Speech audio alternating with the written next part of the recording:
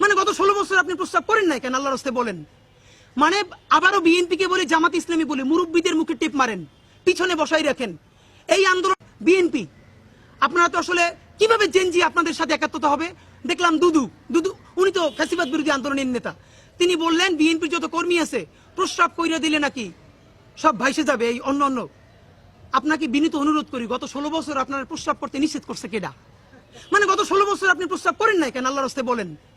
মানে আবারও বিএনপিকে বলে, জামাত ইসলামী বলে মুরব্বীদের মুখে টিপ মারেন, পিছনে বসাই রাখেন এই আন্দোলনে যত শহীদ হয়েছে, যত যোদ্ধা, তাদের গ্রুপ, এইজ গ্রুপ 21 থেকে 35, বিএনপি জামাত ইসলামী সকলে আপনারা তরুণদেরকে সামনে আনেন। এই মুরব্বীদের কি কথা বলে দেখেন, বলে প্রস্তাব করলে ভেসে যাবে। এটা তো আওয়ামী লীগকেও বললে আমরা জিব্বে ছেড়ে ফেলতাম। এখন তো আওয়ামী লীগের চেয়ে উনি কি কথা বললো। তা আপনার একটা কথা বলি, এত প্রস্তাব যখন পেটে নিয়ে 16 বছর রয়েছেন, 28 অক্টোবর 2023 পল্টনের সামনে যখন সমাবেশ হয়েছে, গ্রেনেড মারতে পারে নাই, তার আগে বুড়া নেতৃবৃন্দ মুহুর্মুহু কইরে পালাইলেন। আমরা বিএনপির কর্মী না, তবু 1 ঘন্টা সেখানে স্টেজের সামনে দাঁড়াইছিলাম, কোন একজন মাঝারি মানের নেতাও আসে কিনা আমরা প্রতিরোধ গড়ে তুলবো।